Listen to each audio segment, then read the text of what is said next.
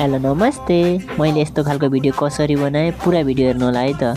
पहिले पिक्सकट ओपन गर्ने अनि फोटा चुज गर्नुहोस् अनि फोटा चुज गरिसक्यो भने स्टिकरमा जानु, स्टिकरमा सर्च गर्नु होला, शिव ड्रेसको सर्च गर्नु होला अनि यो ट्यागको चाँदामा हुन्छ नि शिवजीको यसलाई लोगोलाई चुज गर्नु होला। अनि चुज गरिसक्यो भने अनि ठ्याक्क मिलाउनु होला आफ्नो साइजको अनुसार निधारमा मिलाइसक्यो भने अनि यो घाँटीमा रुद्राक्षको दानाहरूको माला पनि लगाउनु होला। अनि यो हातमा पनि त्यही हो, हातमा पनि ठ्याक्क मिल्छ, राम्रोसँग मिलाउनु होला। मैले मिलाएको छ, तपाईँहरू पनि मिलाउनु होला।